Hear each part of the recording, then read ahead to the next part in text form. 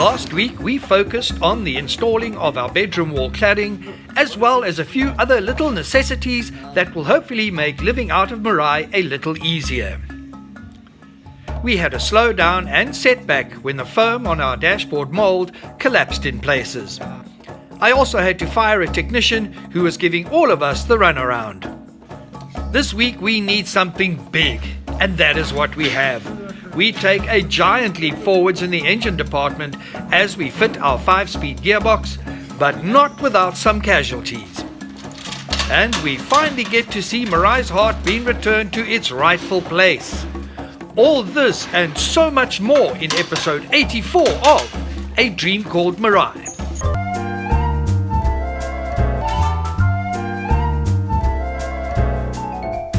Before we get to the meat of this week's insert, Snowmaster South Africa really came to the party and is delivering new seals for my Snowmaster fridge at no charge. This after shoddy service by the Snowmaster service agents on the KwaZulu-Natal South Coast. My faith in the Snowmaster brand has been restored. Great service. Righty, let's get to this. It is a new day, it is a new week. And what a week it's going to be. I hope what a week it's going to be, because see that there baby over my shoulder? I am really hoping that this week that ends up inside there. Hopefully. We still have a lot to do though. Last week we realized that we needed to do some steel cutting in order to make our 5-speed gearbox fit onto Meraai's engine. The part came back from the guy who managed to start whitening the hole for a rough fitting. Our engine has come back from Billy, and what he's done is he's just drilled a whole lot of holes all the way around to make that opening big where that mount goes in for the clutch.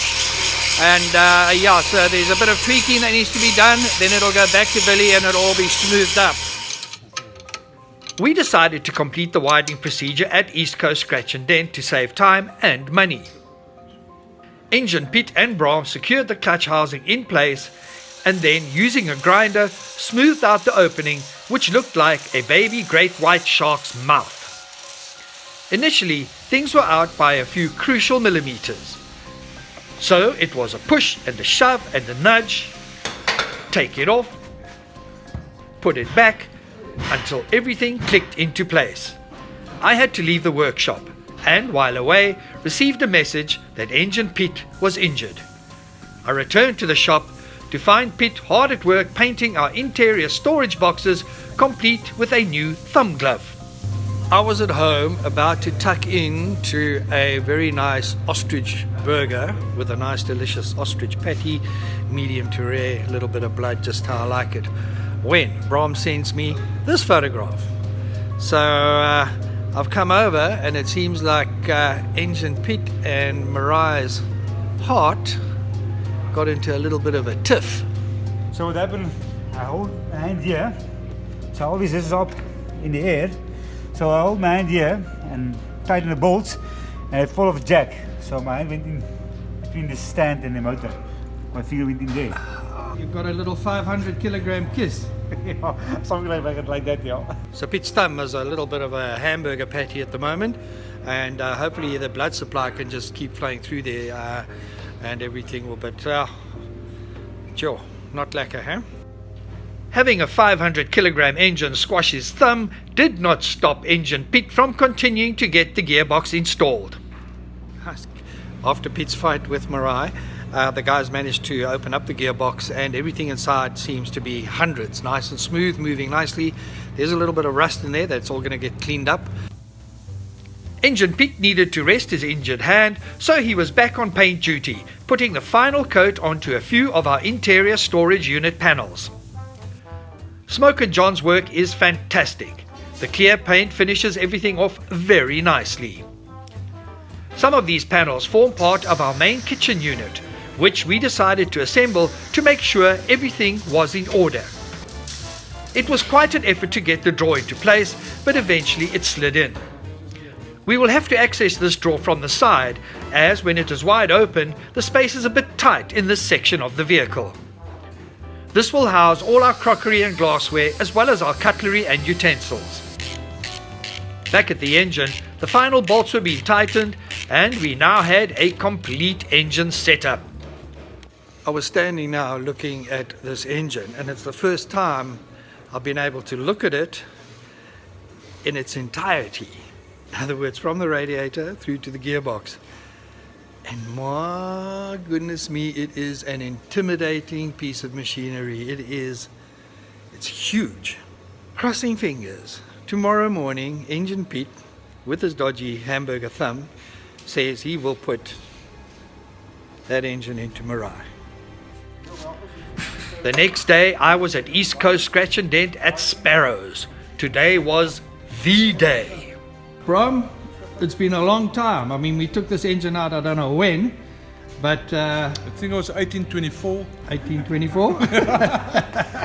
How's this going to work now? Because this looks quite like dangerous. Philip, we're just going to push it in front of the bus now, and then get it into space, and then we're going to push the bus over it, and then drop it onto its place. Meraai's heart was jacked up, and my first thought was that I could see another thumb going missing with this setup. The rickety parade moved with purpose towards our big girl's gaping chest cavity. Do not try this at home, do not. My weeny little heart was in my mouth as I watched the guys maneuver the massive 352 engine into position. Engine Piet, with his crushed thumb, was at his post and all was on track. It was not a simple maneuver. The team had to twist and turn the giant chunk of solid steel until it stopped moving. It was stuck. That close, we're that close. So the issue now is that the stand that the engine is on needs to come off. The stand had to be removed, a risky procedure as it was the stand that was supporting the engine if it should topple over. Once the stand is removed, it will only be these two jacks between the floor and the juggernaut of a motor. The engine stand is proving to be a tough nut to crack. It's basically can't go past the jack, so now the guys have to get a cutting torch, cut that stand off, then push it in further. Enter the cavalry in the form of a gas cutting torch. Soon one-handed Engine Piet was cutting away at the offending stand. Right alongside all the action, Smokin' John was cool and calm as he sealed the wine storage bin. Mariki would be proud of his dedication to this noble task. A few more minutes and the stand is free. Everything was in place for the final push.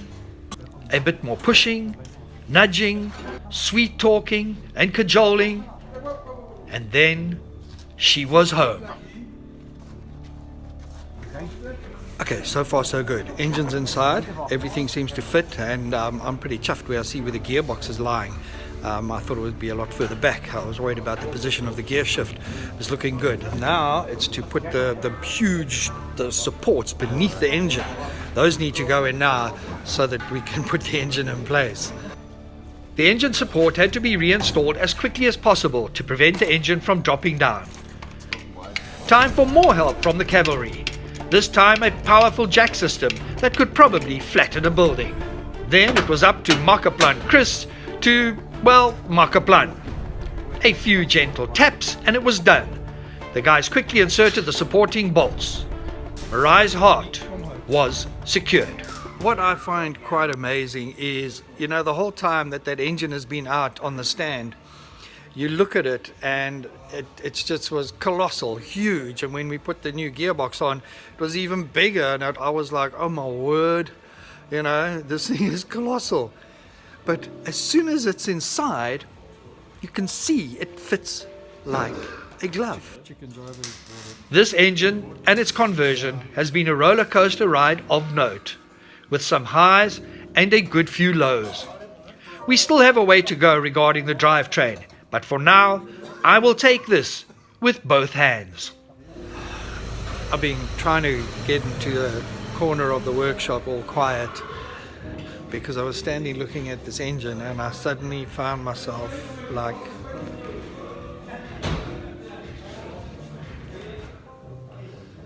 can't believe it, hey? Sure. It's been such a long road. And yeah, it's in, and we still got to fit it, but you be still my beating heart. Well, that emotion snuck up on me all unawares. Okay, so now we can start focusing on assembling the electrics associated with the engine, beginning with installing our main battery. Markiplier Chris is busy building our battery box, something that is solid, well ventilated, and that we can lock. The positioning beneath Meraai is important, so if we need to replace or access the battery, it is not a huge mission. In another part of the workshop, resin man Andre Null has been a sort of busy boy, and at least we have a bit of movement in that department. It's good to see that Andre has now got the side fairing and the dashboard back into the paint shop. As soon as the fairing is dry, Andre gets back to his favorite pastime. The side panel came out of the paint shop, and quite a few blemishes have come through the paint. So now what Andre needs to do is to sand it down again and get it really, really smooth. Then it goes back in again for another coat, because that will be a black fiberglass side panel, but obviously with a little bit of texture, but you don't want any of those horrible blemishes there. The next part of this complex process is the application of 3 layers of wax to the mold. That is followed by the laying down of a coat of a release agent that prevents the fiberglass from sticking to the mold. We are getting there, folks, albeit very, very slowly. Right, time for me to vent. You'll remember a couple of weeks ago I wasn't very happy with the quality of the roof vent that I ordered from a company. I ordered it through Parasol. So I found a Thule vent online, a bigger vent, 400 by 400, and it is much sturdier, it's more solid, and the best of all, it cost a lot less, including the courier fee. So I just should have gone this route in the first place. Plus, this Thule unit has installation instructions, something that was missing on the last vent.